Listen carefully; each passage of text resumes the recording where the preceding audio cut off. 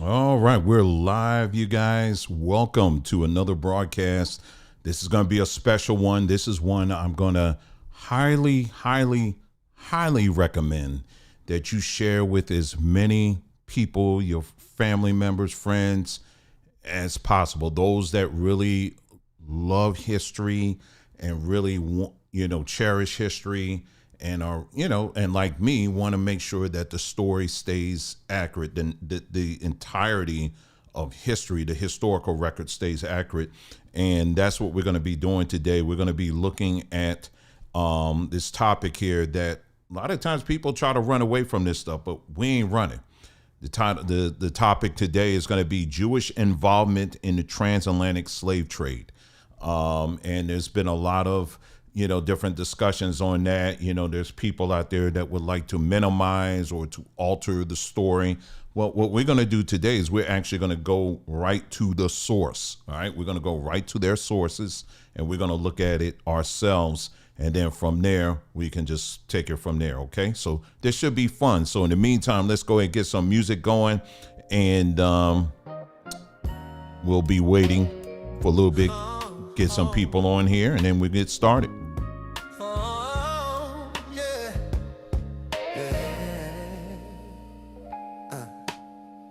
Back in 79, I remember that time, flipping through those pages, dreams in my mind. G.I. Joe riding high in that green army Jeep, yeah.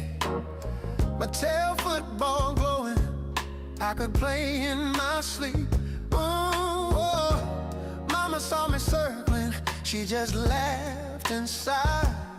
Said, boy, you better hope that Santa's pockets are wide. And I smile, yeah, I smile, 'cause deep down I knew we'd make it through somehow. Hey, didn't get that moped, didn't get that game, but I got love and I carry that name. You can't find it in a catalog, no you can't.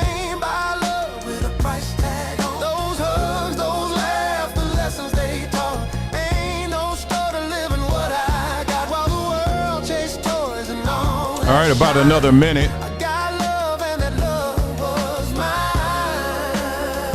Yeah, you can't find that in a catalog. Yeah. Now I'm flipping through memories, not through seals. Wishing I could hold them just one more year. One more. My daddy came home tired, still tucked me in. Mama kept the faith when the lights went dim. All right, another 20 seconds. Gifts, they were miracles in disguise. Yeah. A love that lasts forever. You see it in my eyes. Yeah. Now my babies show me what they want this time, but I know what matters, what money can't buy.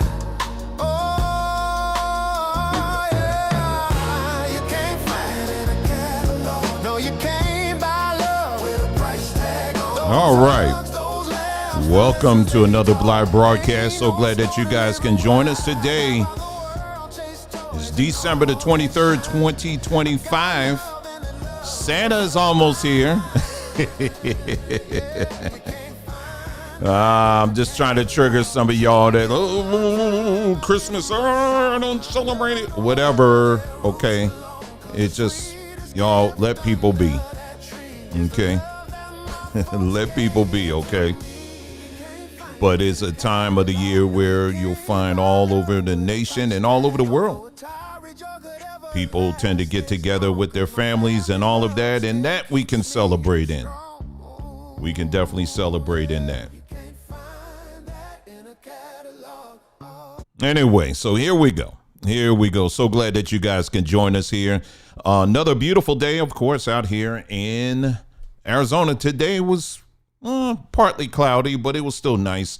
I think we got into the mid 70s today or whatever, but it was still a very nice day. I hope you guys had a nice day today too. Anyway, so really quick here as we get into this very interesting topic here. Just, as always, we got to make sure we drop a couple of things here and letting you know what's going on in our space here. Nope. I'll just start with this here. Y'all, I'm going to be very quick. I know people like, okay, let me just skip this. But seriously, natural stones, Saba natural stones, we got that. We just dropped that the other day. Make sure you check that out, y'all. It's a beautiful handmade collection that we have going on right now. If you go check it out right now, some beautiful, beautiful pieces, all handmade by a lovely person that we've been working with for a very long time. And they just dropped a whole bunch on there for us. So make sure you check that out. Of course, all the other things that we have, from powders to bitters to capsules to all kinds of stuff that we have over on sabatree.com. Up to 30% off promo that's still going on right now. So make sure you check that out. We just uploaded this short. Just check this out. And this is highlighting those stones again there. Hold on. Be the mountain, never shaken, never torn. Be the sky above the clouds, reborn. Be the star in the calm of night, always shining, always light. The real you, the real life. There's a peace that never dies. There you go. So yeah, you could check that out, y'all, and everything else that we have over at sabatree.com. Like I said, again, from creams to butters to even seasonings, natural seasonings, the whole nine. You could check that all out over at sabatree.com. Just wanted to make sure I dropped that in before we get started here. Okay, so there you go. There you go. See, just quick, right to the point. Second thing that I do want to mention here is something I did put on the community page here. It was a pretty big long post that I did. Lots of information on there. Y'all listen, when I tell you there's a lot going on, and I just cannot make a video out of everything. I just don't have the time to do it. So I have to lean more on the community page so I can just put everything up. I'm not going to go through the entire post.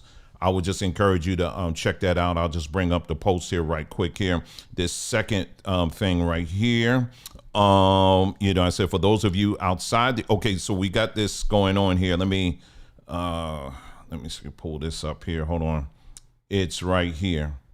Okay, so we just released our over 700 digital book catalog.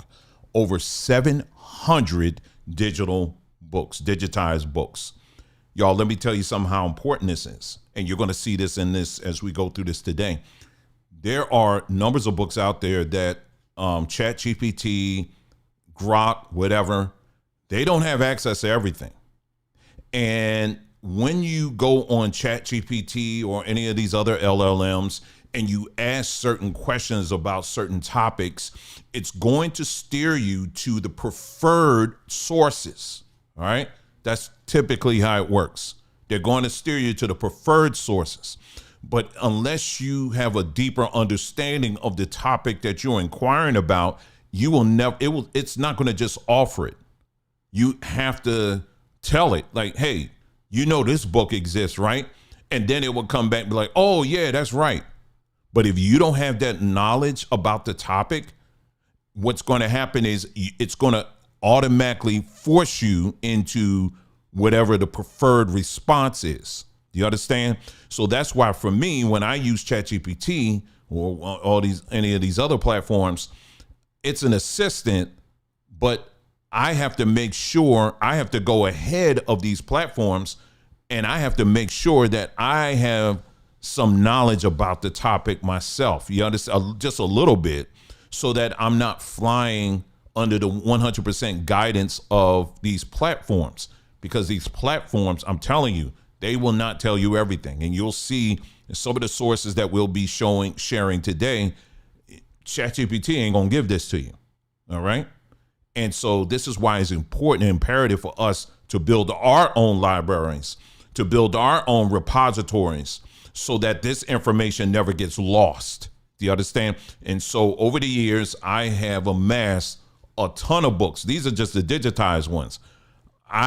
I could also show you I don't have it up here right now, but I have tons of paperbacks that I bought through all kinds of sources, not just on Amazon, from collectors and things like that that I have collected over the years that I use for my own research when I'm looking at different things. And so a lot of these books, they're not going to be available, publicly available. Many of them are out of print. Some of them been banned. And so what we did was I just over the years have amassed just a ton of books that are digitized, and we are making that available for people to access. It's not a monthly thing. I ain't doing that. Okay. So one-time fee. Guess how much the one-time fee is? $9.99, $9.99, y'all. I mean, come on. I mean, really, come on. Some of the books that we're going to be going over today are in this collection. Now, I'm not going to tell you everything because I know some people are like, oh, just give me a taste. Tell me what's in it. Trust me, if you've been following this platform, you know I'm not going to be loading up with a bunch of junk. There's a lot of great things in there. And if you go down a little bit, I do give some general description of what some of the books are. But you're going to definitely want to make sure you have this. And also, I mentioned I'm actually over the next few days, we'll be adding even more books. So that $9.99 is not only giving you access to just these books here, but you'll also get access to other things. I'm also contemplating uploading some banned documentaries that I've saved. I got them on different drives and all of that. So I might be uploading that as well. So stay tuned for that. So the $9.99 is just an entry. So if the over 700 books is just, you think that's something, over time, I'm going to be adding even more to it. All right. So there's two ways you can purchase it. One is through Cash App. And you can just do that. And I have the instructions. All you got to do is scroll down to this post here, and I give the step-by-step instructions on how to get it. Okay. It's right here. And all you do is follow these instructions. You could take a screenshot in case you're like, oh, where's the post? I don't know where to find it. Pause the video, and it's right there. All right. That's our Cash App. That's the handle or whatever. Make sure in the notes field you put your email address, because if I don't have your email address, I'm not going to know where to send it. Okay. And then from there, just give it a little bit of time, because I'll check it off and on, throughout the day. And then as soon as I see that notification, I immediately try to jump on it and then send it to you. Now, when you get the email address, the email is going to be a message via the platform I'm hosting it on. And you're going to see a button there. That button, when you click on it, it takes you to the page. All right. So where you can see the folders and all of that stuff. Right. Okay. So that's one way. The other way, for those of you, because I had some people was like, oh, snap, I don't, I'm outside the United States and we don't have Cash App. So what you do is you do this. Oh, it looks scary. You go here. You see where I am? And this is under any of our videos. You click that, and then you want to click on thanks. When you click on thanks, it will allow you to make, you can contribute the $9.99 there, and then I'll get the notification and same thing. But make sure you still email me and I'll put it in the community. I'll put it right here. The email address is connect@sambajourneys.com.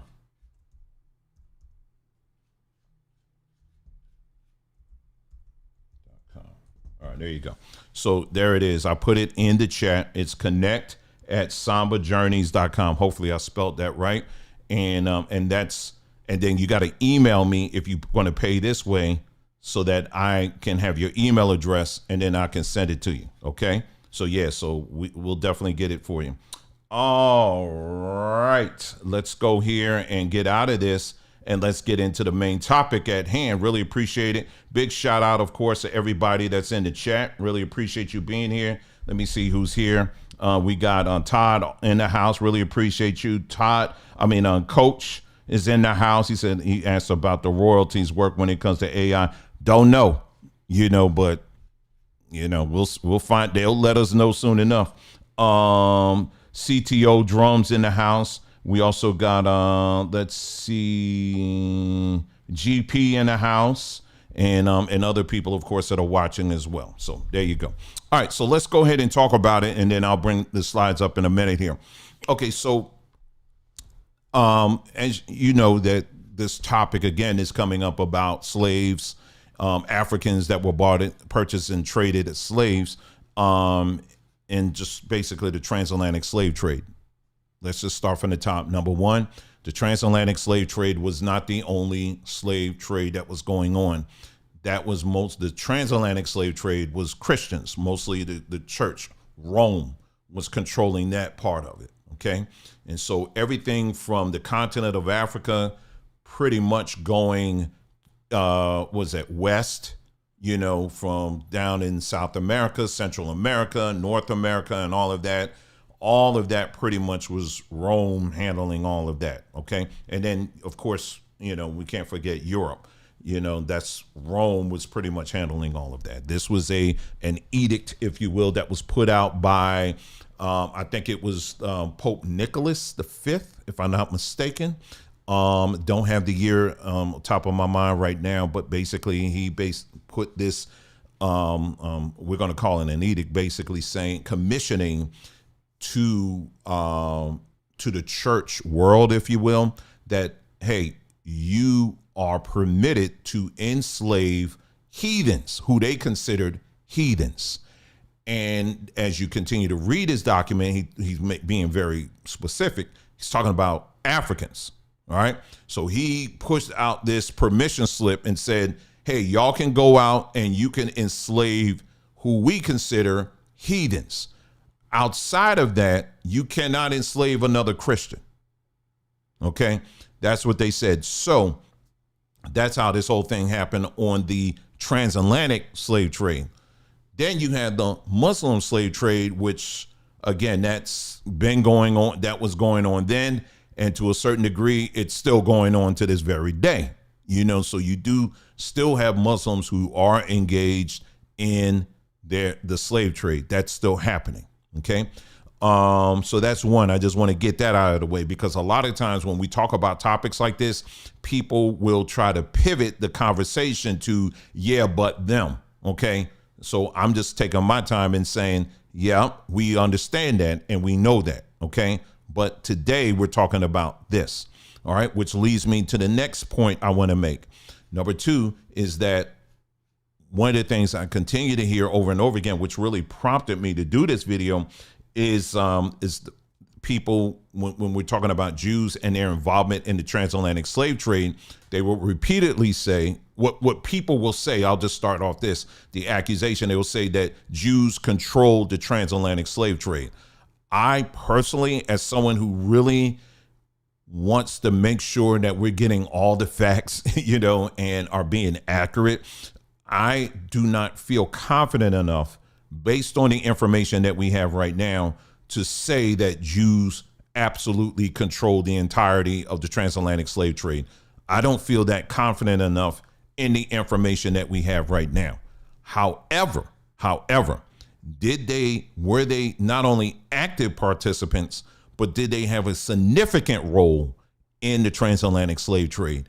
And the answer to that is absolutely yes. And you will see this as we go through some of these many of their own sources, because they are very proud about this fact. Well, not now. They'll try to switch it up. And so what people will try to do, and these are things that I have encountered with people online and all of that. And one of the things they will try to say is, well, they were trying to fit in a world that didn't really like Jews. And that's true.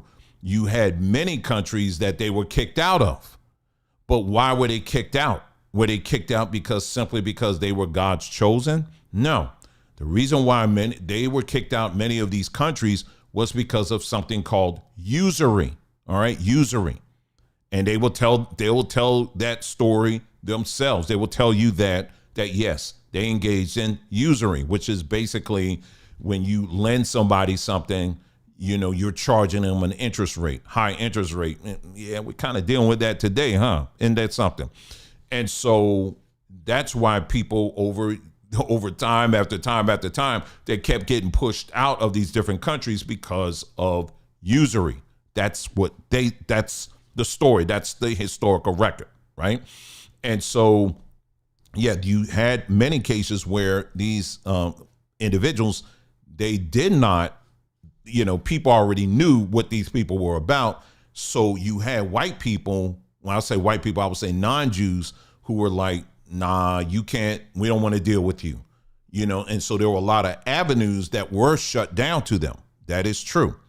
And so the avenues that were left, they took advantage of it, and they, really pumped it up, right?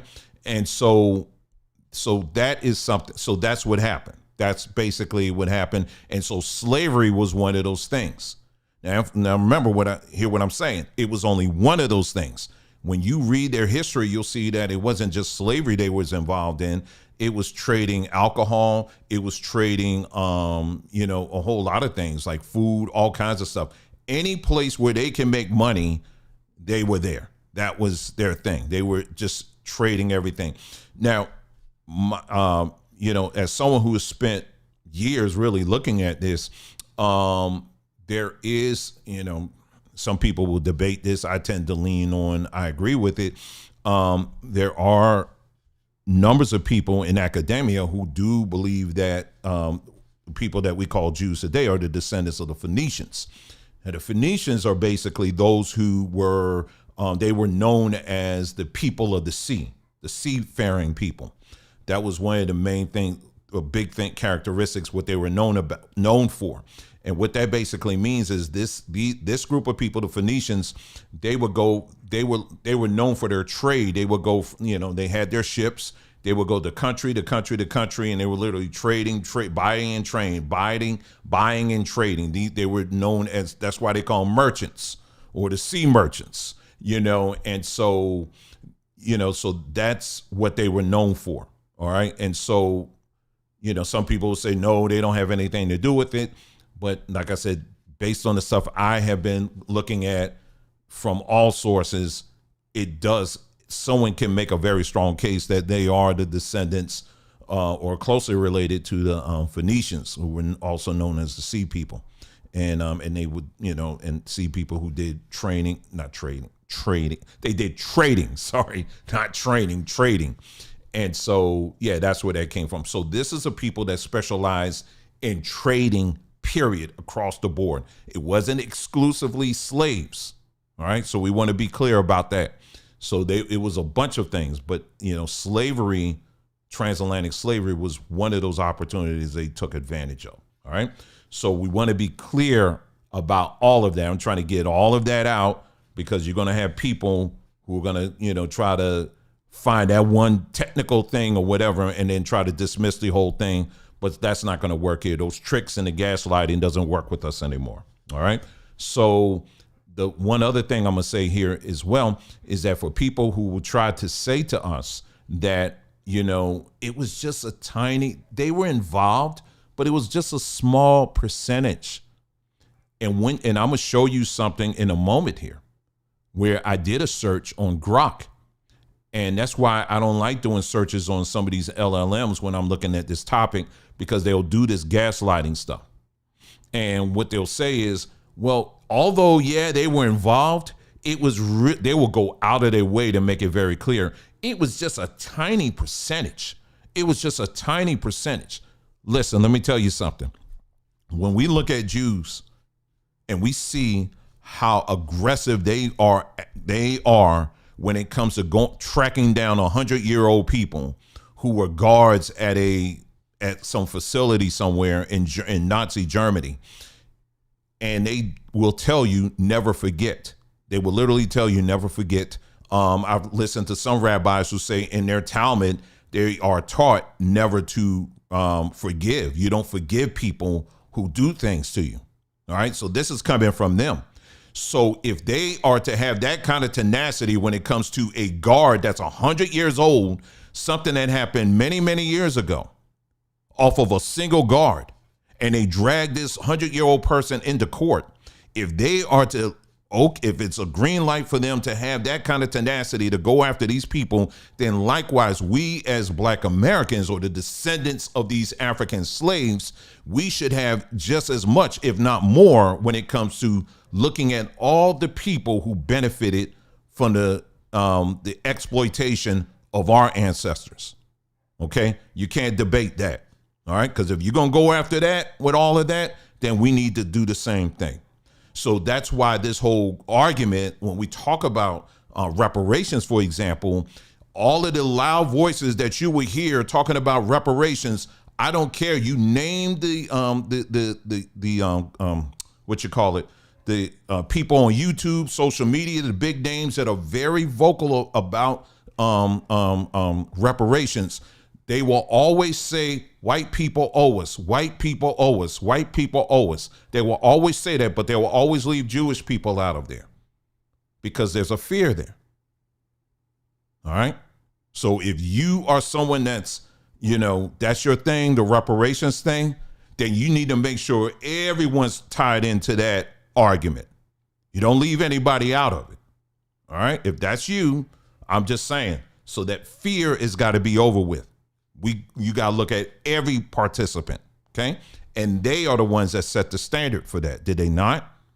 You got countries today that are still paying reparations to them because of something that happened in Germany. You got United States that's paying reparations to Jewish families, and we were the ones that led the way in rescuing them out of Germany.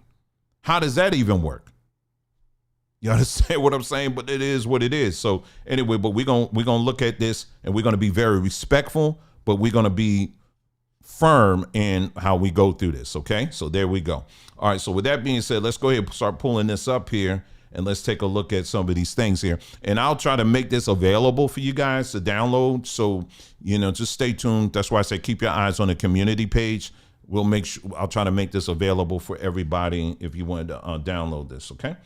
All righty then. Okay, so here we go. So Jewish involvement in the transatlantic slave trade, looking at their own sources. Yeah, that's me back there.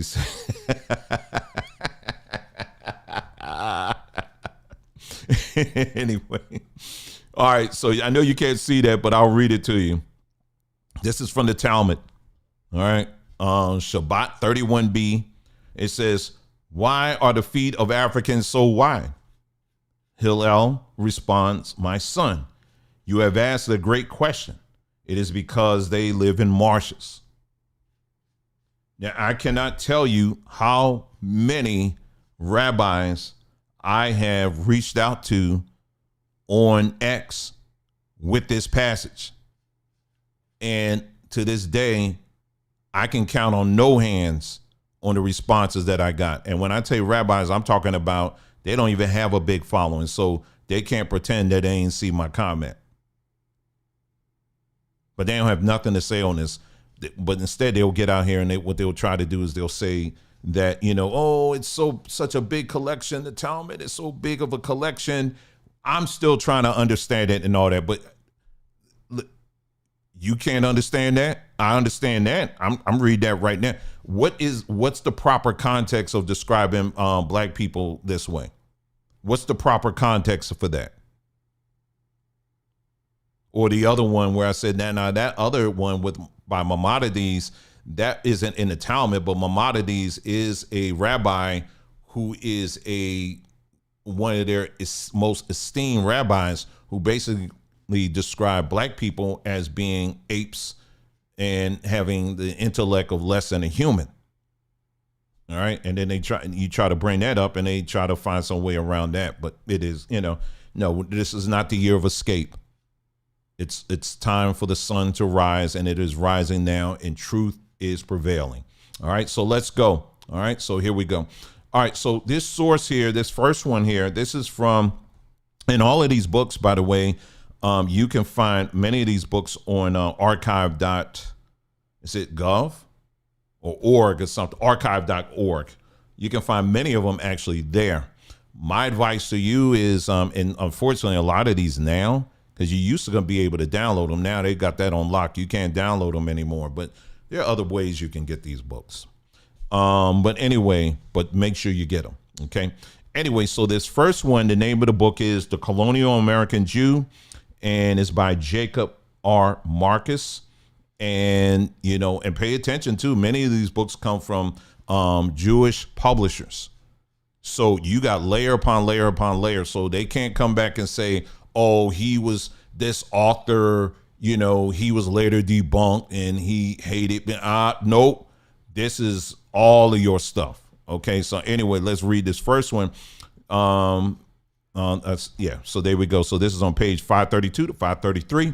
The word plantation is of frequent occurrence in records touching on Southern land grants, but where it appears, it designates a farm, not an antebellum cotton latifundum. Hope I'm saying that, with hundreds of thousands of acres and dozens of slaves. The Jewish farmers of mid-18th century Georgia probably cultivated now some of this is written in older English kind of thing. So yeah, so it ain't me writing this. I'm just literally copying it from the book and putting it right there. So the Jewish farmers of mid-18th century Georgia probably cultivated a few hundred acres with a handful of slaves. Typical was the farm at the convert Joseph, and I can't say his name, Otto Lenhi. The first owner that was to become in later generations the famous Heritage Plantation. Though the grants of the Otto Lenhi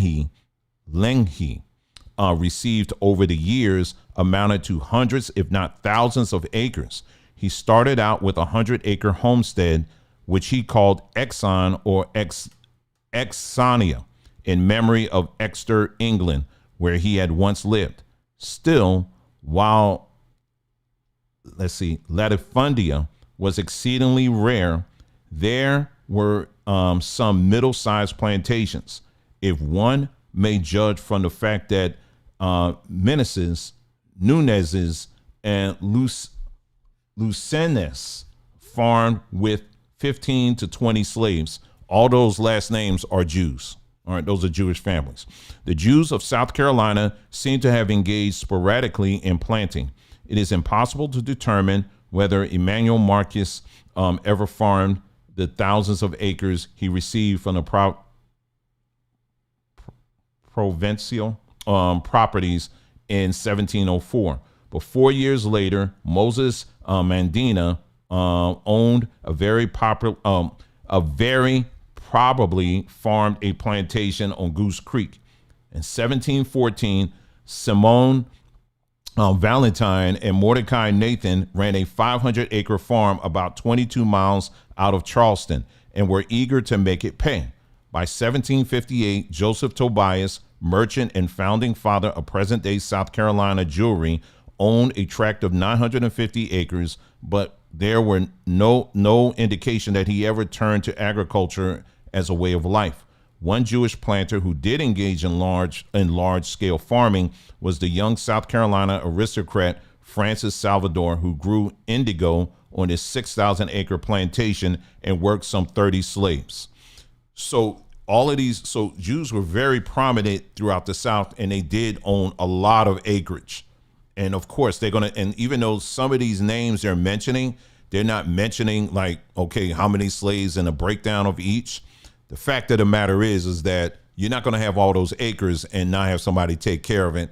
And I think we can conclude that it wasn't them. Okay. And so that's one. So we're going to keep on. And this is from the same source. In 17th century Maryland, Jacob Lombroso occupied himself as a physician, rancher, planter, tavern keeper, Indian trader, attorney, and appraiser. Lombroso had been first and foremost, however, a petty merchant, and his prime concern had been business. Isaac DaCosta maintained himself in Charleston, South Carolina as a shopkeeper, merchant, dealer in Indian goods, and importer of slaves. While Mordecai Sheftall of Savannah, Georgia, who worked as a tanner and acquired ownership of a warehouse, a wharf, sawmill, ranches, and plantations or farms, was, in addition, always a shopkeeper or petty merchant. At his halfway station in Charleston, Moses would also be able to sell surplus slaves brought in by Lopez and Riviera's Guinea ships coming up from the islands. Now, Lopez, I'll just say this, that was a big name when it comes to the slave trade in the Caribbean, a huge name. He was a Jew. He was also Portuguese Jews. All of these names, any of the names that you hear, these are all Jews. All right. And so Lopez, I know that was a big name throughout the Caribbean when it comes to trading and all of that. OK. And Riviera Guinea ships coming up from the islands. No doubt, too, Brother Moses would dispose of some of the molasses Lopez ships had taken on in the islands. All right. Next excerpt. The slave business was carried on, circuitously, as triangular or occasionally hexagonal trading. Typical were the sailing order of the Prince George, owned by Isaac Eliezer and Samuel Moses. So what they're saying is it was like a triangular thing. So you would pick up the slaves in one place, drop them off or whatever, sell them in another. The money that you get from there, you take that and you go somewhere else. And it was like a whole triangular thing. That's what they're talking about. Okay. So these are routes, and we're going to get into who was controlling those waters in the Caribbean and all of that in a moment later on. Though the cargo on the trip was not specified, in all probability, the Prince George carried a large quantity of rum, the basic medium for trading in the African coast at that time. Elzer and Moses ordered their captain to buy a cargo of merchantable young slaves there and to proceed then to the West Indies, the prime American market, where the slaves were to be sold for cash or for local products, sugar and molasses. If slaves were not in demand on the islands, the human cargo was then to be carried on to Charleston and consigned to Da Costa and Far, or in the last eventuality, brought back to Newport, where some of the Jewish merchants may have had slave pens to keep their Negroes until they were sold. From Newport, the surplus slaves would be peddled off in various parts of the country, particularly in the South, or sent back again to the West Indies, where the market there improved. So they had a whole network. Everybody that's being mentioned, these are all slaves here. I mean, these are all these are all Jews.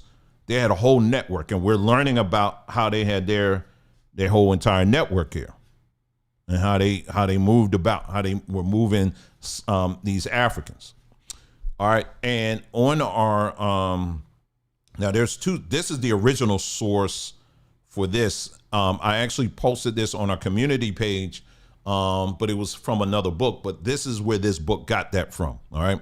So the name of this book is The Frontier Jews, an account of Jewish pioneers and settlers in early America by Rabbi Harold Scharfman. All right. African slaves could no longer be imported, yet sales of the blacks did not diminish, and none questioned their sources of origin. It was assumed by many that Barataria had become the major source of imported black ivory. That's what they used to call us. From far and near, the slave traders flocked to the temple.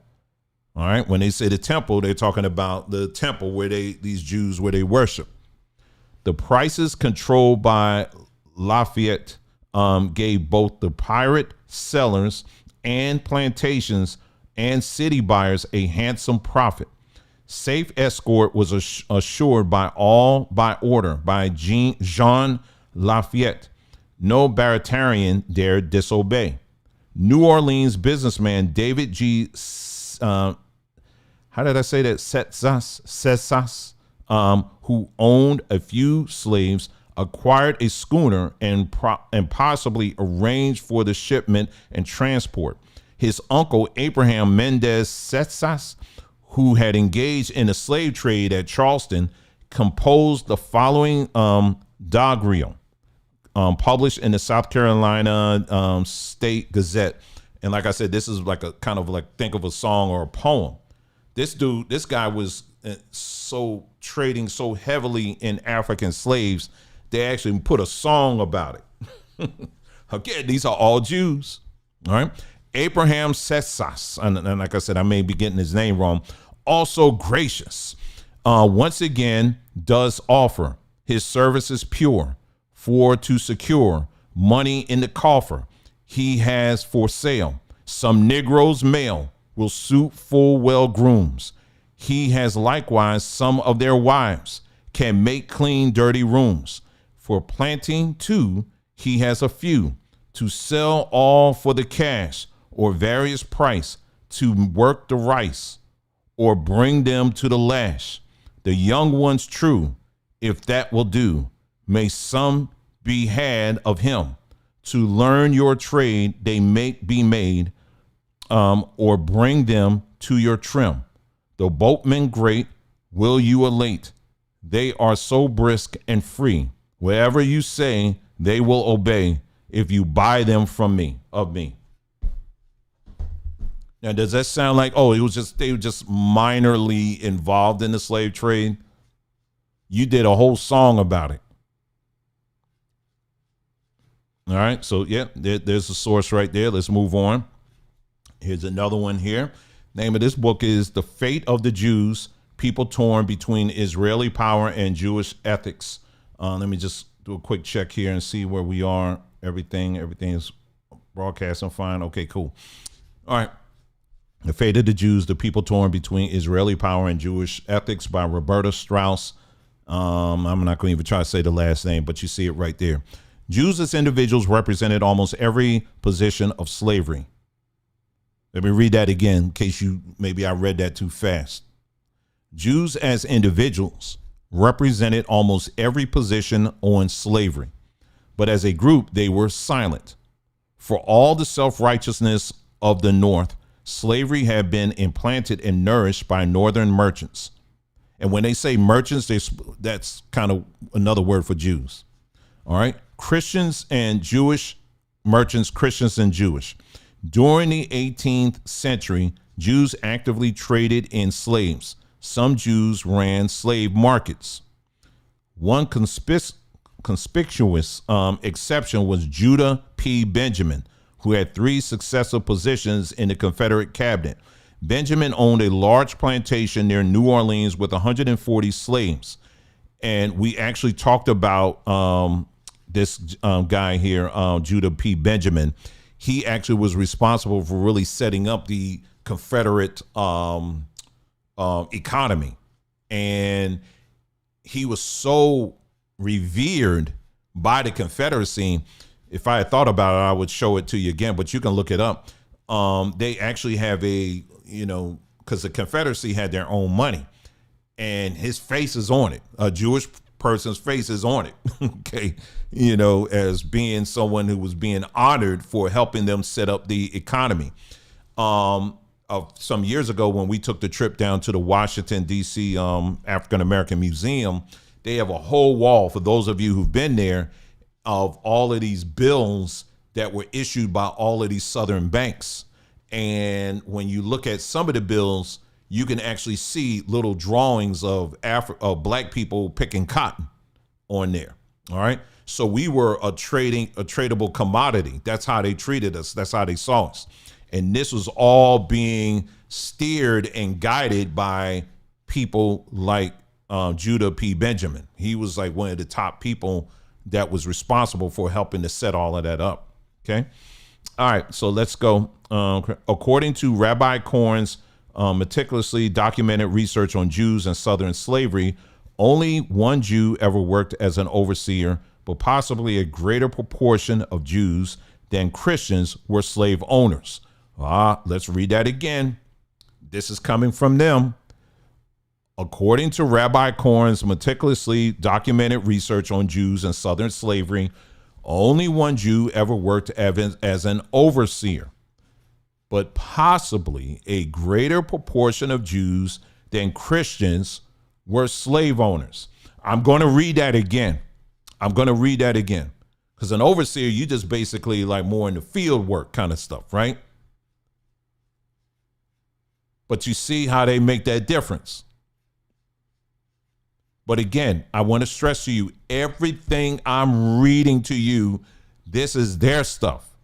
This is not coming from anybody else. This is coming from them. They're saying this. All right. So let's read that part again. According to Rabbi Cohen's meticulously documented research on Jews and Southern slavery, only one Jew ever worked as an overseer, but possibly a greater proportion of Jews than Christians were slave owners. Some Jews freed slaves in their wills. Many did not. A few Jews freed the slaves before they died. One Jew killed a slave. Others brought their slave before the law to be harshly punished for trivial offenses.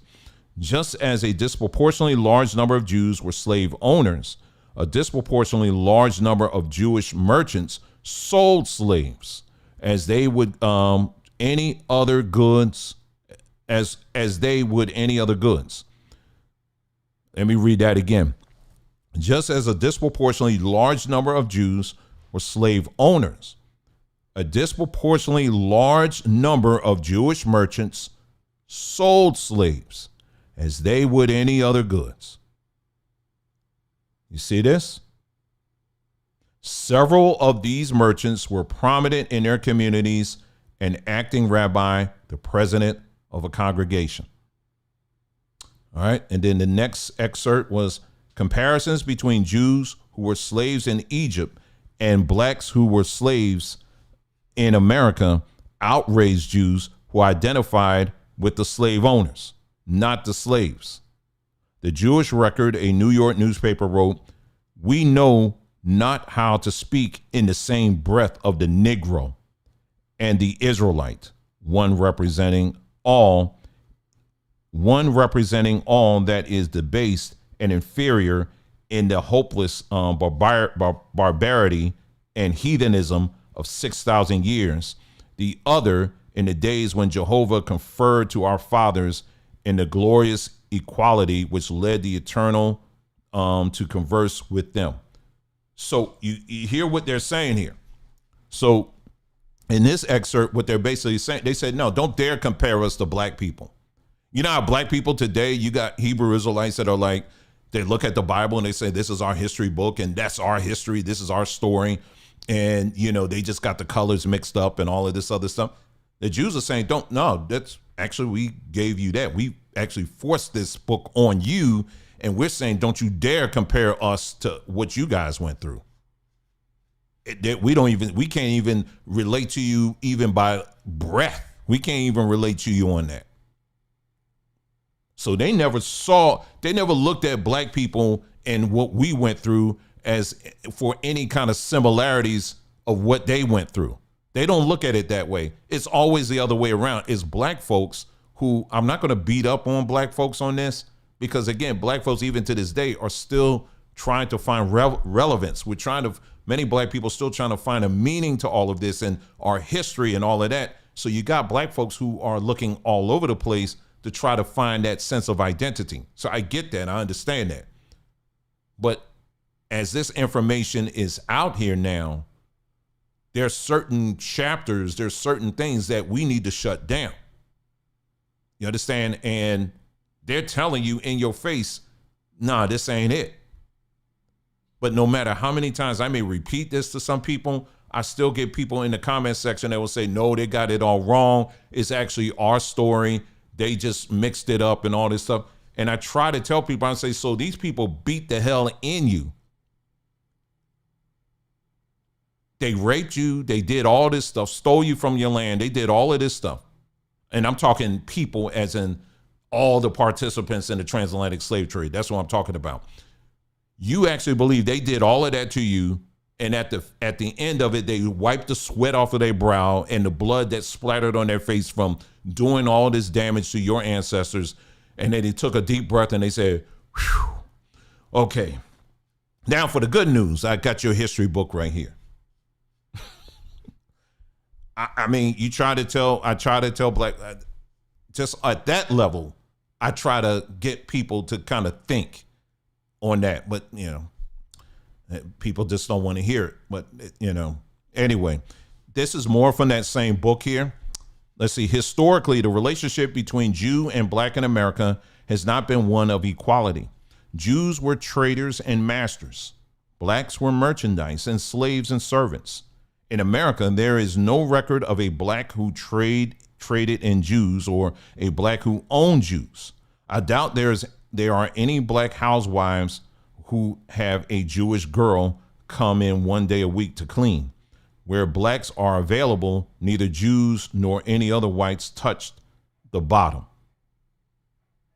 So basically it's saying as long as black people are around, the Jews never touch the bottom. So how dare these people try to say that they are the most persecuted in the world?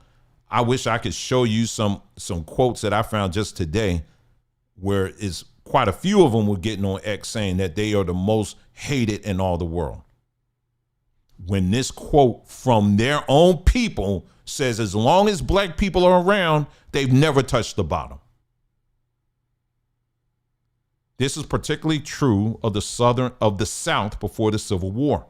Not only were a disproportionate number of Jews slave owners, slave traders, and slave auctioneers, but when the line was drawn between the races, they were on the white side.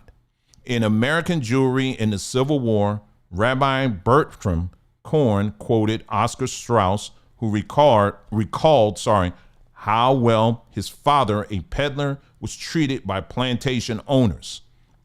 Strauss said the reason was race, which gave even a Jewish peddler a status of equality that probably otherwise he would not have enjoyed to such a degree. So this is how they used to play the game, because in many circles, they were seen as white. As long as they had that white skin, they were seen as white. And so that gave them access to a lot of things. Anyway, next source, the New World Jewry, 1493 to 1825. This is by Seymour B. Liebman. Requiem of the Forgotten. Jews were almost in every settlement stretching across the northern coast of South America from Cartagena eastward to the Guianas. They came with ships carrying African blacks to be sold as slaves. The traffic in slaves was a royal monopoly, and the Jews were often appointed as agents for the crown in the sale. When the king granted Pedro Gomez Reino the exclusive right to import slaves into the colonies, the contract contained a clause permitting Gomez to have on his ship 2 Portuguese who would be in charge of the sale of the Negroes and do anything else necessary among the people of the sea. What did I tell you earlier? All of these names that they're mentioning are Jewish people. So Pedro Gomez Reino, he was given what? An exclusive right to import slaves into the colonies. We just had a little tiny bit of involvement. It's just tiny, just a little slice. We're just passing through. Okay. In the early years, Brazil was built by Negro slaves, 400,000 between 1570 and 1670, and the acumen, the hard work and calculating perseverance of the Jews. The Portuguese slave trade was in the hands by royal grant of contratadores, many of whom were Portuguese, quote unquote, or New Christians. The original settlers in Brazil included many Portuguese or Spanish Jews who had migrated to Portugal in 1492. Now, I'll stop here for a second. One of these days, and I really would love to do this. I actually mentioned this in passing, but one of these days I want to do this. I want to do a video that's going to be one that's going to be parental, probably some parental guidance is going to be needed on that one. But I want to do a video where we dive into how African slaves were treated in Brazil. And if you thought that the brutality was real, was harsh here in the United States, or in the colonies here in America, honey, you ain't hear nothing yet on how they treated African slaves down in Brazil. It was the worst. It was the worst. All right. But anyway, let's move on. Jews owned some of the best plantations. Well, let's go back. Let's read that again. Jews owned some of the best plantations in the river valley of Pernambuco. Owners of sugar plantations and mills were known as senhores de, Enhenbo. Hope I'm saying that right, y'all. Jews were also among the leading slaveholders and slave traders. You notice this language here, y'all. In the beginning, I said, I try to taper it down. I try to say, hey, listen, I'm not going to sit up here and say, you're not going to catch me saying that they control the entirety of the slave trade, because I'm not going to say that, because there's not enough information, I don't think, to even say such a thing. However, when I'm reading their stuff that they wrote, it doesn't sound like that. This is what they're saying. I'm not saying this. This is what they're saying. Jews owned some of the best plantations in the river valley, and it goes on. Let's see. Jews were also among the leading slaveholders and slave traders. There were some Jewish engineers and prospectors. At the least, one lawyer, Michael Cardoza, Wisnitzer, writes that Jews were not dominant as senhores de Enhenbo. I hope I'm saying it right, but played an important role as financiers, brokers, and exporters of sugar and suppliers of slaves. Winitzer claims that Jorge Hanman Pinto, the wealthiest Seinbor, was not, despite the claims some writers, a Jew. And again, this is from this book here. All right, here's another source here. All right, Jews in colonial Brazil. This is by Arnold Witnesser. Besides the important position of sugar in the sugar industry and tax farming, they dominated the slave trade. Let me back up. Let's back up again. This is what they're saying. Besides their important position in the sugar industry and tax farming, they dominated the slave trade. From 1636 to 1645, a total of 23,163 Negro slaves arrived from Africa and were sold for looks like 6,714,423 florins. The West India Company, which monopolized imports of slaves from Africa, sold slaves at public auctions against cash payments. It happened that cash was mostly in the hands of Jews. The buyers who appeared at the auctions were almost always Jews. Let me say that again. The buyers who appeared at the auctions were almost always Jews. That's what they said. And because of this lack of competitors, they could buy slaves at low prices. On the other hand, there also was no competition in the selling of slaves to the plantation owners and other buyers, and most of them purchased on credit payable to the next harvest in sugar. Profits up to 300% of the purchase value were often realized with high interest rates. Is that usury again? If it happened that the date of such an auction, now this is a part, many of you have heard this part. This is where it comes from. So let's read this. All right. If it happened that the date of such an auction fell on a Jewish holiday, the auction had to be postponed.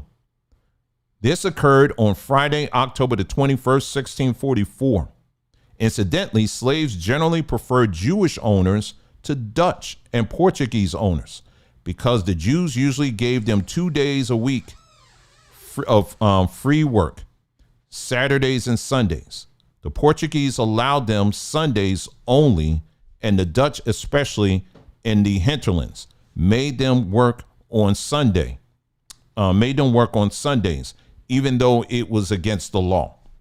So yeah, so they actually, so they said that, so African slaves, they were like, man, I want to work for the Jews. I mean, even because the Jews, I told you, I think I mentioned this in the last video, they had because they were very religious, they actually were, they had their holidays. They had like their days off that they stuck to, right? And so they were like, shoot, it's either the frying pan or the fire. I think I'll choose the frying pan. You know what I mean? And so that's just an interesting point they brought up there. All right, let's go here. And now this next source, this is from the History of the Jews in America. Can y'all still see? Okay, y'all can still see it. Good. All right, History of the Jews in America. And this is by Peter Wiernick. All right. Let's see. A list of the names of about 65 plantations belonging to Jews at that period, and the names of the owners have been preserved. Some of the plantations bear Hebrew names like Carmel, Hebron, Succoth, and Beersheba. The number of Jews in Suriname was then, and they're going, when they say then, they talk about 1694, 570, consisting of 92 Dutch or Portuguese families, about 50 unmarried persons, and 10 to 12 German families. They possessed about 9,000 slaves. You hear this? Oh, but we just had we were just passing through. Just a tiny bit. Yeah. So you see this. I want to make sure you're catching this now. I want to make sure you guys are catching this. There was so many of them down there. They were naming plantations and giving them Hebrew names.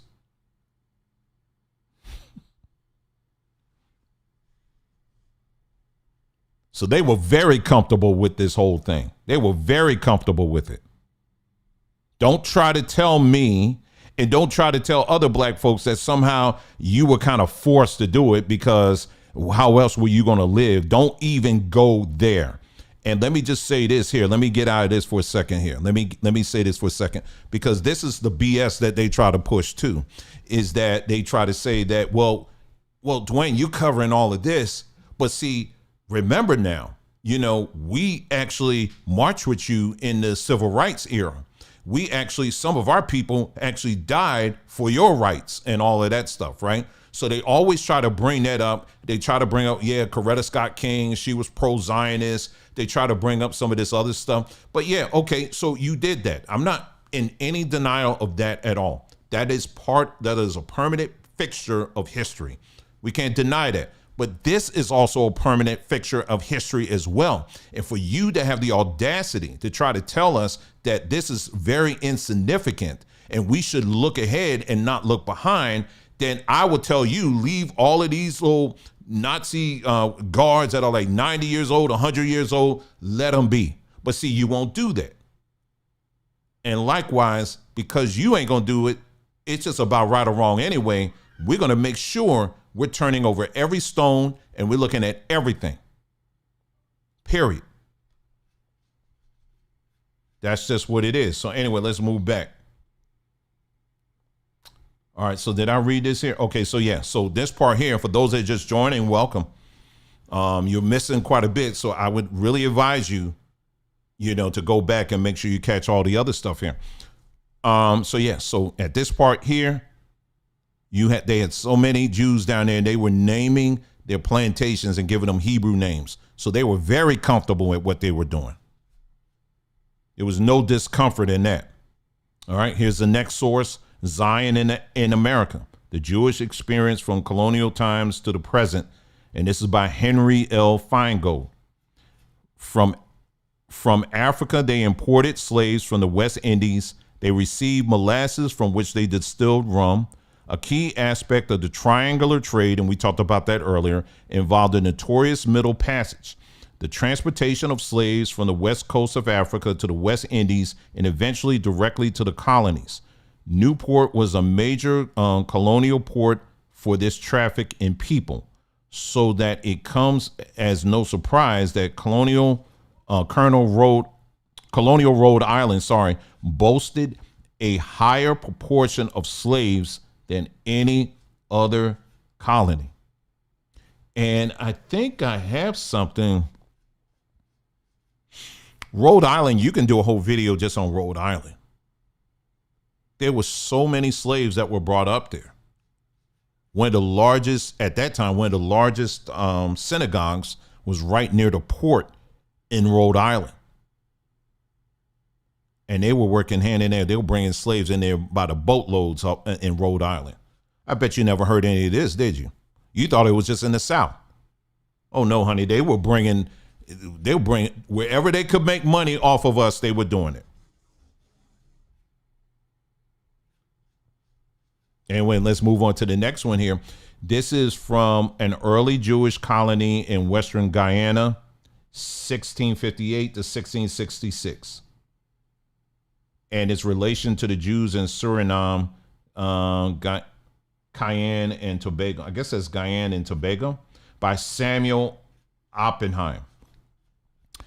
And in this part of the book, they actually, you see it says Monday, March the 3rd, 1663. It's almost written like, I guess they got it from like a diary or something like that. And so this particular date caught my attention. It says Monday, March the 3rd, 1663.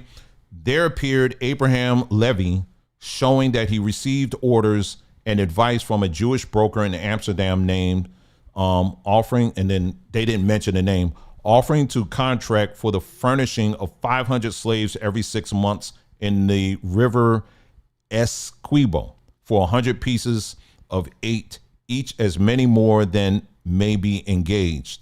Payment to be made here and for such number and such period as may be agreed with the other in an offer to be made later on, provided there are proper vessels ready for convenient transportation of the said slaves.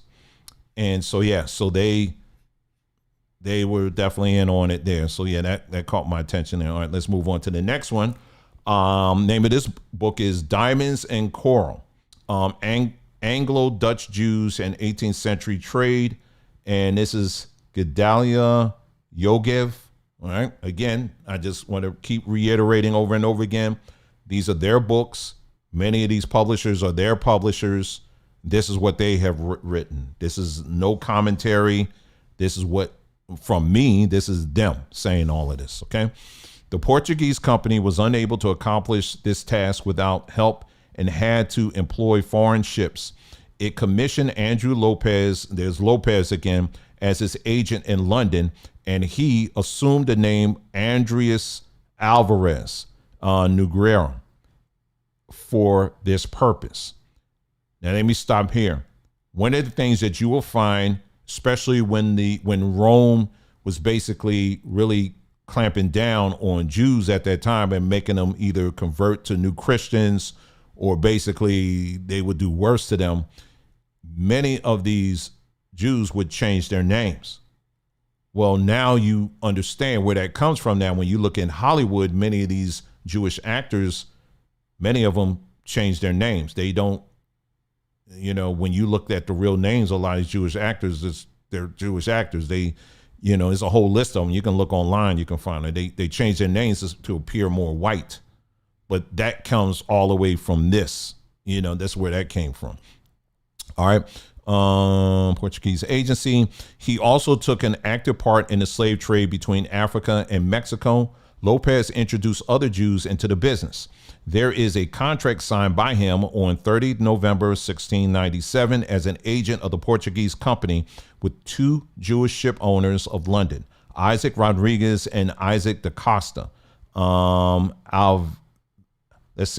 Alvarenga, and with the English captain of their ship. Rodriguez and Alvarenga undertook to send their ship with goods to the Guinea coast, there to be exchanged for slaves. who were to be carried to Veracruz. There they were to be graded in agreement with the local agent of the Ascencio, who was to pay 120 pieces of 8, about, looks like 24 pounds for each pieza de Indias. All right. Let's see. The contract allowed the captain to take back to London the silver and the gold, which he was to receive for the slaves. The voyage of the ship seems to have been typical for 2 reasons. Firstly, there was the private business, which the captain transcribed in violation of his contract and to the detriment of the company. Lopez maintained that the captain, in violation of the contract's provisions, took many slaves on his own account, thus causing serious overcrowding on board ship, which resulted in a high death rate among the slaves. He also accused him of selling the best slaves for his own account at various ports. Before reaching Veracruz, Lopez said that he had known that such practices were common and therefore included in the contract explicit provisions preventing them. Secondly, there was the predominance of Jews in the undertaking. It was just this sort of illegal private trade, as well as the important role which Jews played in the company's affairs, that prevented the renewal of the Ascencio contract by the Spaniards when it expired in 1701. I know that was a lot there, but all right, there you go. So yeah, they were, really into this thing. And even if it meant breaking some rules and stuff, they were willing to do that. All right, here's another source. Now, this is not necessarily touching slavery here, but this is in fact telling us about who some of the people who were involved in, who were really in control of the Caribbean seas, that Caribbean area, right? The waters around there. The Jewish Pirates of the Caribbean. And this is by Edward Kritzler. All right, now this is just some highlights of the book. You now hear Pirates of the Caribbean. You didn't know that Captain Jack probably was Jewish. I'm talking about fictional, but low key, there were many Jewish pirates. Many of them. They did a whole book on them. And you're going to be shocked at the next slide I'm going to show you, but let's get through this. The expulsion and early exportation ties in 1492, the same year as Columbus's voyage, Spain's Alhambra decree expelled Jews, forcing many to convert, becoming conversos. We talked about that, or flee. Some secretly accompanied Columbus as pilots, cartographers, and financiers, laying the groundwork for Jewish involvement in New World conquests and settlements. Now, there are many sources that make the argument that Columbus himself was a Jew. Sinan, the great Jewish pirate, a prominent figure, Sinan served as second in command to the infamous Ottoman corsair Barbarossa in the Mediterranean, leading daring raids on Spanish ships and establishing Jewish pirate networks across the seas. Samuel Palaish, the pirate rabbi.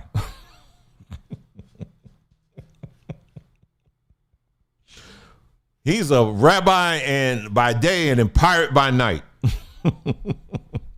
I guess he couldn't do Uber. I guess they didn't have Uber back then. Ye old Uber. The Dutch-based rabbi doubled as a privateer, founding Holland's first Jewish community while commanding ships that attacked Spanish vessels. He exemplified the blend of faith and piracy, under plunder to fund synagogues and safe havens. Wow. The Henriquez brothers, epic heist. Abraham Cohen Henriquez, an arms dealer and diplomat, created economic strongholds for Jews in Brazil and the Caribbean. His brother Moses Cohen Henriquez masterminded the 1628 capture of Spain's massive silver fleet off Cuba, the largest pirate haul in history, worth millions, which crippled Spanish finances and funded Jewish colonies. Biblical pirate ships and alliances. Jewish pirates sailed vessels named Prophet Samuel, Queen Esther, and Shield of Abraham. I'm laughing, y'all. Did you even know any of this stuff? You thought they were just hemmed up in the corner somewhere reading the Talmud somewhere. No, they were doing all this stuff, y'all. They're telling you in their books. You know, because a lot of times black folks, we always mention, now they probably weren't slave ships, but like they said, the first slave ship was called the good ship Jesus, right? We know that part, right? But you also had these other ships here that were, I'm not saying these were slave ships, but they were definitely, if they were in the waters where Jamaica and Brazil were, they were creating safe havens for this slave trade to continue. You understand what I'm saying? That's how that worked. Anyway, Spain's masculine from the Jewish colonies. Okay, here we go. Biblical pirate ships and alliances. Jewish pirates sailed vessels named Prophet Samuel, Queen Esther, and Shield of Abraham, forming pacts with Dutch, English, and French forces to raid Spanish galleons. These operations protected hidden Jewish communities in places like Brazil and Jamaica, turning piracy into a tool for survival and retaliation. And then the last one, it says encounters with legendary pirates. The book details thrilling clashes and collaborations with figures like Henry Morgan in Port Royal, Jamaica, a pirate haven stacked with gold and jewels, highlighting how Jewish buccaneers integrated into the broader Caribbean outlaw world while maintaining secret observances of Judaism. Ain't that something? Now check this next one out. Now, what famous pirate flew this flag? Well, the answer is right there in front of you. How many of you guys have heard of Barbarossa? Hayreddin Barbarossa. Well, you may know him as Redbeard. You remember hearing about Redbeard, right? Well, that's his flag. Take a look at what's on his flag. Any guesses of who he may have been? What group he was part of? So yeah, so even in cartoons when they say, "Oh, great," they maybe Scooby-Doo or something, they may have did something on Redbeard or something like that. Hey, he was Jewish. So yeah, they were very prominent in the whole piracy world. He had his own flag, y'all.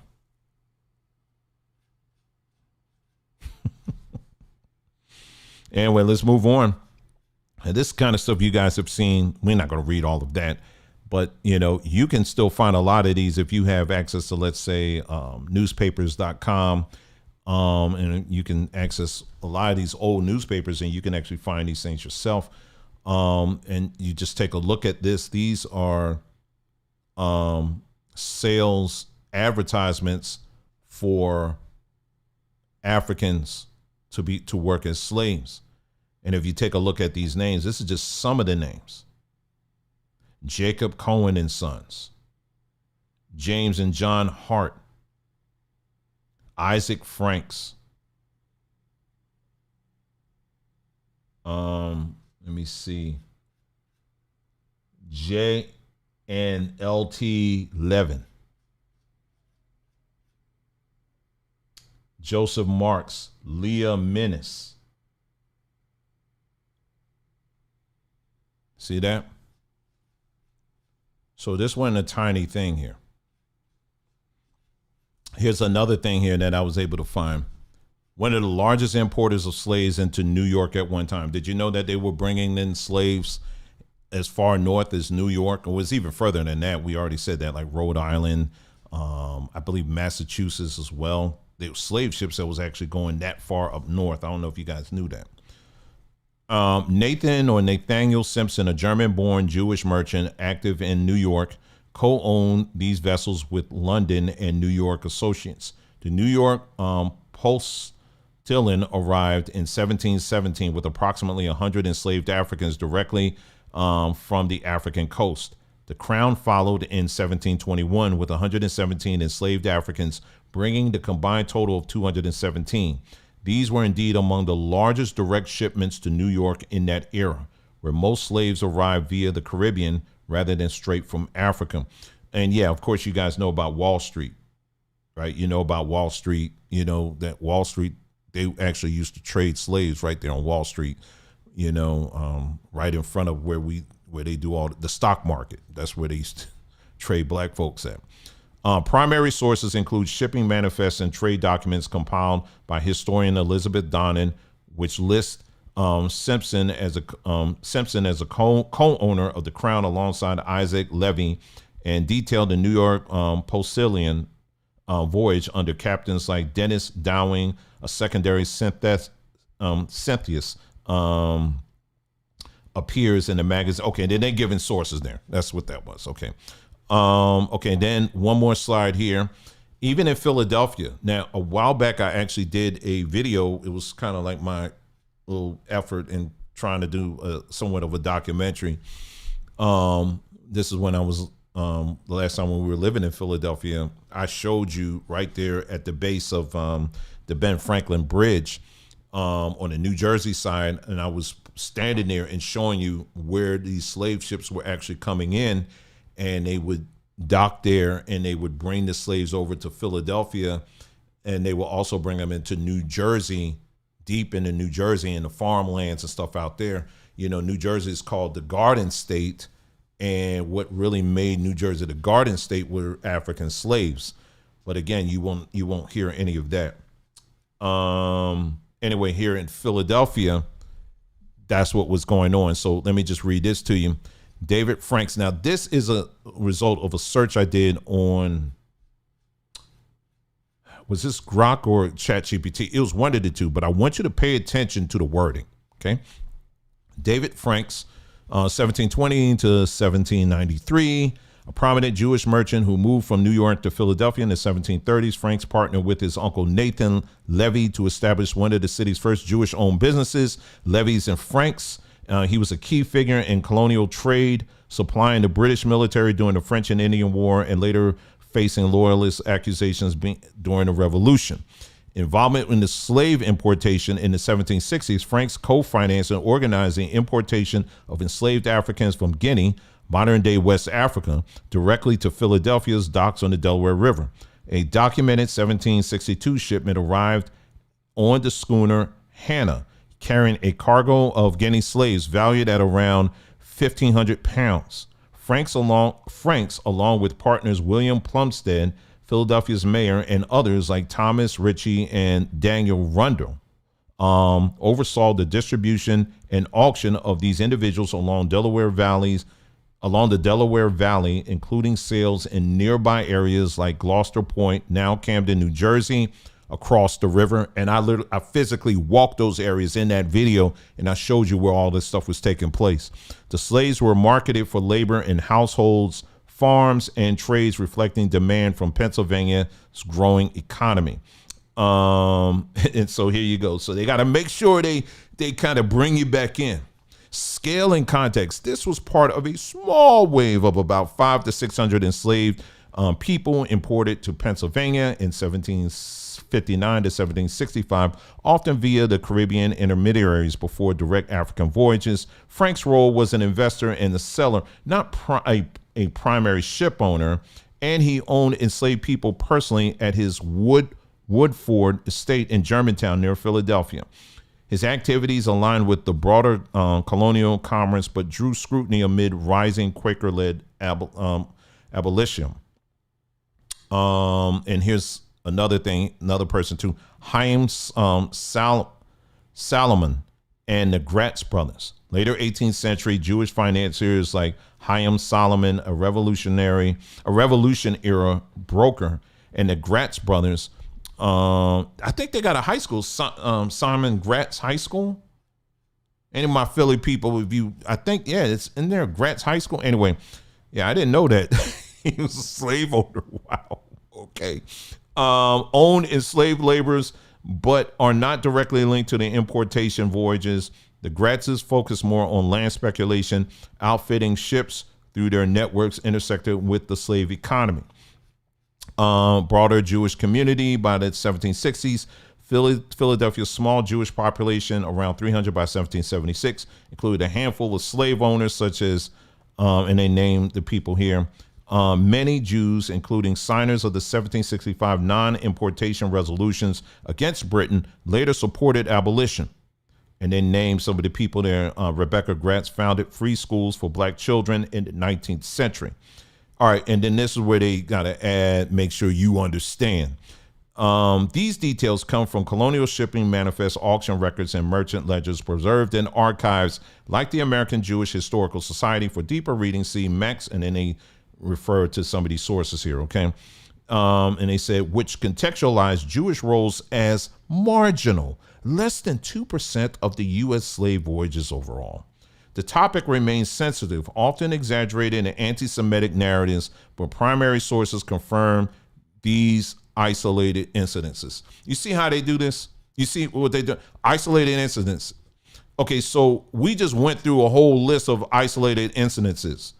If there's a whole list of isolated incidences, that's not no longer an isolated incident. That's a trend.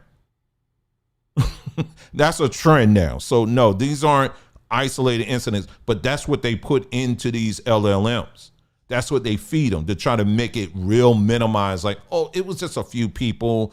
They kind of tripped into it, you know, that kind of thing. They try to play that game. No, this is why we took the time we did in this broadcast to go through all of this stuff to see that even their own sources show you that, no, these are more than just simple little isolated incidences. No, this was a part of a significant trend. So again, as I said in the beginning, me personally, I don't feel confident enough to sit up here and say that Jews controlled the totality of the slave trade. I don't even see how that can even be, quite honestly. I mean, once you really understand what was going on, Jews weren't just focused on slaves. That's another thing that needs to be emphasized. They were trading in everything. They were doing everything, no holds barred as far as they were concerned. But there was nothing held back with them when it came to the slave trade. When it came to trading human lives, there was nothing in them that said, you know what, we need to stop. The only reason, and that's why I went to focus on Philadelphia there on that last one, the only reason you hear about Jews saying, you know what, we're gonna get on this abolition train too, and say, you know, we're not with the selling of slaves. The only reason they did that was because of the Amish folks, the Amish people, the Quakers. They were the ones that were looking at, you know, they were all in their Bible and all that stuff. But I as someone who grew up in Philadelphia, I could say hats off to them, because they were they were very legit. They were very legit in their pushing back of slavery. I mean, they were like, nah, that's wrong. We're all made in the image of God. We don't play that stuff. Now, we ain't saying we want to intermarry with these Negroes. We ain't trying to go that far. But this whole slavery thing, we ain't with that. And so you had a lot of Quakers that were like, nah, we ain't with that. And so because there was so many of these Quakers that were, and again, when you look at the Quakers and these Amish, a lot of them came from Germany, believe it or not. A lot of them have German backgrounds. So they came over here and they saw that stuff. They was like, nah, we ain't with that. We got our own people. We can farm ourselves. We don't need to enslave people to do that. We're going to do it ourselves. And to this day, you can go to many parts outside of Philadelphia where these Amish people live. They got beautiful land. They doing all that stuff, and they do that all themselves. They do everything. They grow their own food, all that stuff. They've been doing that. They never needed to delve into this stuff. But because there were so many of them, there was enough of them to create a movement in places like Philadelphia that said, nah, not here.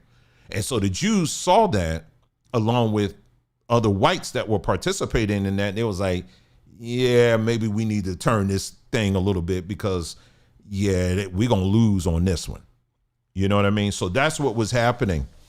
You know, when you look at Philadelphia and some of these other areas, particularly up north. Now, when you look there down south, however, you know, there are accounts where you'll find numbers of Jews. They weren't, even though there were some type of, you know, trends that were trying to bubble up where they were trying to abate, you know, slavery. Jews did not lead any of those initiatives. They didn't. They wanted to keep it going. because again, they wanted to be locked in with the Confederacy. They were very locked in on it. We can go through and look at, there's a couple of books I have that talk about Jews that fought in the Confederacy. Thick book, very detailed. We could talk about, we're going to get into, I'll do another video where we're going to look at the store owners, because a lot of times you'll hear me mention about a lot of the department stores down there. We're going to look at all of them. And what we're going to do is what I would like to do is say, here are all the department stores that they owned, and did these department stores participate in Jim Crow? And we're going to start drawing a line with all the ones that participate in Jim Crow. Oh yeah, we're going to be very detailed with all of this stuff here. We're going to be very detailed. Just like they can be detailed to track down these 100-year-old, Nazi guards and all of that stuff. We're going to do it too. We're going to be detailed and look at all these different department stores all throughout the South. Those lunch counters, in many cases, they were owned by Jewish families that participated in Jim Crow. And when you read a lot of these accounts, they try to say, well, they were just trying to fit in, like I was saying earlier. Nah, damn that. No, you wanted to do that. You wanted to do that. And don't try to tell me, but even though we were doing that, we also were marching with you. No, you can't play all sides. You're going to be called out on all sides too. You understand? So anyway, I think that's, if I can go on and on and on and on, there's a ton of accounts just like this that we covered. This is just starting. Y'all, you don't, this is just the beginning. Oh, let me play this video. This is a short video clip. This is very, very short, y'all. These are two Jewish researchers. For those that think I'm crazy and off my rocker or whatever, all you got to do is take a listen to them, and they'll tell you themselves. They're acknowledging that, yeah, we did have a role in this, and we need to start talking about it. This is what they're saying. That's, let me, as soon as I can slide it over here, give me a moment. Meanwhile, if you have any questions or anything like that, you can put them in the chat here. But this part of presentation, I'm done. But let me pull this up here in the meantime. And these are two Jewish researchers. Let's take a listen to them as they talk about their Jewish involvement in slavery. Let's take a listen to this. All right, it's very short. In the scholarship on this issue right now, and there's some new scholarship coming out, especially focused on Suriname, where Jews had a whole plantation community of their own, autonomous Jewish plantation village called Yodin Savannah, where they enslaved thousands of Africans. So there's been a lot of new research, and I think where we are writ large is that the Jews show no particularity in their slave ownership than anybody else. And that's true in the American South as well. And there were, proportionally to the numbers, because there were more Jews living in the North at the time of the Civil War, but proportionately there was as much support for the Southern cause among Jews as there were for as there was for the cause of the North. And ironically, the rabbinate was quite split on the issue of emancipation of slaves. And so in one case, Morris Raphael in New York wrote a very famous piece, an editorial, where he defended slavery because, after all, the Bible endorses slavery, and the Bible actually sets out very clear parameters by which a Jew should own slaves, or how a Jew should own slaves. That was opposed by, he was more of the Orthodox, you may call, spectrum, or a supporter of like Isaac Leeser type of Judaism in America. Yeah, so that's just part of a broader conversation that they had regarding, their involvement in the transatlantic slave trade. But like I said, not only that, it doesn't stop there. We just went into the slave part, but I think we need to move this conversation into, in later parts where we can talk about the whole Jim Crow South and their roles throughout the Jim Crow South, because for too long, all we're fed is, the two Jewish workers that died in that were murdered with the other voter, the black people who were. It was a total of 4 of them, 2 Jews and I think 2 black people. They were all males that were murdered in the South. They were, I think it was like a voting drive or something like that. And they were murdered. And so they, of course you don't like hearing any of that, but that's held as, hey, we put our own blood into this and all of that is, but at the same time, they were on the other side of that issue and pushing against us as well. And so you got to talk about both of it. Don't try to minimize it. You know what I mean? Anyway, Todd, he asked, as far as that book collection that we had, over 700 books, where you'll find some of these, not just, I'm not saying all the books that we covered tonight are in there. I'm going to do what I can to make sure these books are included, but I have a ton of books that talk about other aspects that are in that collection. I'll just say it like that, okay? What format are these books in? They're all PDF. They're mostly PDF. TXT files. I try not to stay away from that, but mostly I can't. And I'm only saying mostly just to protect myself because there might be 1 or 2 that may be a different format, but the overwhelming majority are all PDF. So yeah. So once again, if you guys, you like this kind of research and you want to delve in even deeper on your own, which I strongly encourage people to do, please make sure you guys check out our this special offer that we have going on right now over on our, just go to the community page here on our right here on this YouTube channel, and I'm pulling it up right now for you. You get access to over 700 books, $9.99. That is not a monthly fee. I'm not doing that kind of stuff, okay? It's not a monthly fee. That's one time, over 700 books. What you do is just follow me now. Watch how I'm doing this, okay? I do mention it here, but I want you to scroll down to this one right here, all right? And this gives you it tells you general idea what's in the collection. And then here at the bottom is where I tell you how to access it, okay? So for those that are here in America, in the United States or Canada or whatever, you can pay via Cash App. All right, use Cash App to pay for it. Just follow those instructions. Now, if you are in a place where you don't have Cash App, or you just don't have a Cash App account, then what you need to do is this. You can click on any one of our videos. Let me pause that there. Now you see this down here. Click on that, and then it's going to ask you how much you want to contribute. And like I said, it's $9.99. Just do that. And then once you do that, make sure I'll put my email address in the chat again. It's connect@journeymanandwoman.com.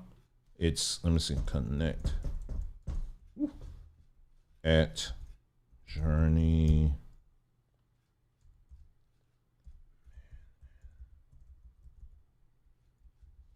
All right, there it is. Connect@journeymanandwoman.com. I'll put it in there. So just make sure again, y'all, this kind of information, you're not going to find, this stuff isn't going to automatically pop up in Chat GPT. They're trying to steer everybody to preferred sources. We don't want the preferred sources. All right. We don't want their preferred sources. We want the direct sources. We want to go to the source, and we're going to look at whoever's got accurate information. That's what we want. And that's what you should want too. And that's why that's the danger of relying too much on platforms, these LLMs. You do not want to rely on them that much. You want to be an individual that looks this information up yourself. All right. Let me put this up here on the screen here for you. And let me see if let me share this with you. It's what it is, y'all. I mean, I'm just going to tell it, I'm just going to put it up here. Let me see. That's on me.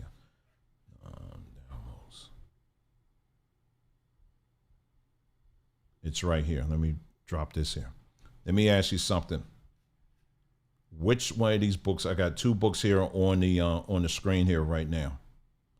I got 2 books here on the screen now, on here right now.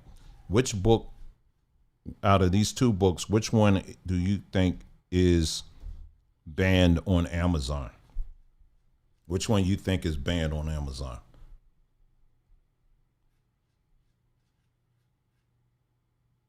Take a look at, just you can put it in the chat. Which one of these books you think is banned on Amazon? And the reason why I'm using Amazon is because Amazon, for the most part, is the standard for places where people go to buy books, right? It's pretty much the standard. You know, you could say Barnes and Noble, but, you know, I'm talking worldwide. Amazon is the standard. Now, you got two books in front of you right now. Which one of these books would you say, just right off the top of your head, is banned?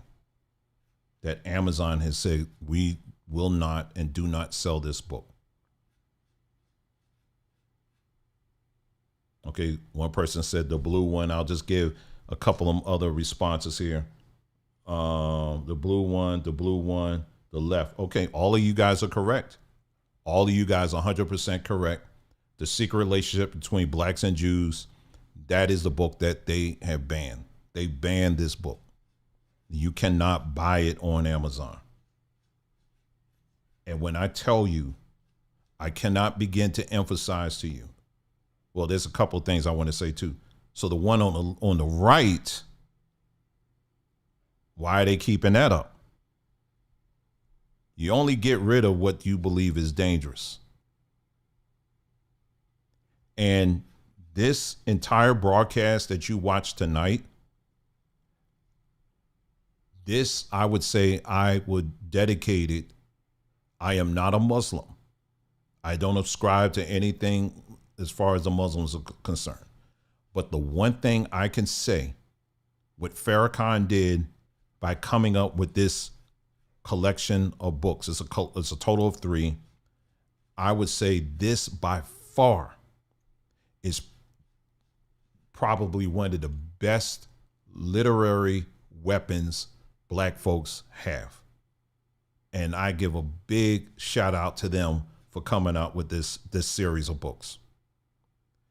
And the reason why I say that as someone who really loves books is because of the fact when you go through these books, there's really no commentary in it. They literally, what they did is that they did what we did tonight. They went through, they had a whole entire team. They got a bunch of these books and they read cover to cover, and all they did was put it all in the collection of books. Boom. And that's it. There's no commentary. It's literally word for word from these sources. So so when they took that approach, which I believe was a very smart approach, even though you had the Jewish community got upset with it, there really wasn't too much they can do because it was their words. You can't, what, you gonna ban you're gonna get mad at yourself? It's your words. It's your words. It ain't his. So what they did, because they couldn't ban, they couldn't attack themselves, what they did was they went after Farrakhan and the Nation of Islam and demonized them and repeatedly kept calling them anti-Semites, anti-Semites, anti-Semites, anti-Semites. They kept doing that over and over again until they got into the psyche of a lot of these mainly white people and church-going Black folks, to where if they hear the word Farrakhan, they got all scared and everything, right? You don't want to touch him. It's interesting because that does remind me of something here, and I'm not comparing myself to Farrakhan by no stretch of the imagination. But I remember some years ago, there was some Hebrews right here on this platform here when I began to start questioning things. And it was one individual in particular, I'm not going to mention their names. He actually said this, and I have a screenshot of it. They said that we are going to make his name, they're talking about me now, we're going to throw up so much crap about him on our platforms that people will feel like we want to make him radioactive, like nobody wants to get near him. You remember what I said? I've been saying on repeat, you are who you emulate. Remember how I said that? There's only one group of people that use that tactic. And that's exactly what they did with Farrakhan. It was the same strategy. But the truth is the truth. All of these books that I have been able, a lot of the books that I have collected over the years on this topic has come by way of this book. Because the thing I really loved as a researcher was that I was able to look right at the footnotes and I was able to see exactly what books to get. So there were days I would just do nothing but go through the footnotes, and every book I saw, if it was orderable, I would get it. If it wasn't orderable, I would search until I can find it. And it's amazing, a lot of the quotes that I was pulling out, these were actual quotes that weren't even mentioned in the secret relationship between blacks and Jews. They weren't even mentioned in there. But as I continued to read the books, I start finding other things. So it was just such a great, it is such a great collection of books. And I will just say this, you know, basically, you may want to check out what we're offering. Okay, I'll just say that. I'm not going to say anything else, but I'm just going to say that. Okay, over 700 books. That's a lot of books. And you know, it ain't going to be just some junk I'm throwing up in there. You know what I mean? So you definitely want to check that out. But yeah, look forward to doing some other extensions of this conversation we had this evening. We'll be getting into some more things because this is a huge chunk of black history that gets swept under the rug, and we're saying no more. We're going to look at all of it. All right. That's what exactly we're going to do. Let me see if I had any other questions. If not, then I'll just keep it moving here and we can end it. Yeah, CTO Drum said there's a video of Farrakhan actually mentioning his run-ins with them about the book. Yup. Yeah, I've seen that too. They said also Farrakhan is not an FBA. He is on my kin in the yeah. Let's see. Volume 2 even gets deeper. Yup. And then someone else said, does the Nation of Islam still have this book on their website? I think so. Yeah, I think so. They have that one, and there's another book. It's called Jews Selling Blacks, and that's where you saw the one where all those not bill of sale, but the sale ads. It's a thin black book. You can look it up. It's on there. So anyway, so just wanted to share that with you. But that's it, y'all. I think we've been on here for long enough. There's a lot of information we was able to share with you this evening. I would, again, highly encourage you to share this video far and wide with as many people as possible. We are going to continue to stand on truth, and we're not afraid. We're not. The gaslighting from these individuals, that day is over with. You're not going to be able to anti-Semitize us like you used to do. It doesn't work anymore. It doesn't work anymore. The gaslighting is over with. You're not going to find that one little thing that we said, maybe we didn't say it 100% correctly, and then use that as a way to cancel out everything. It doesn't work anymore. We're going to stand on our square. And yes, these Negroes on this side of the Mississippi, we do read. Okay. And on the other side of the Mississippi. All right.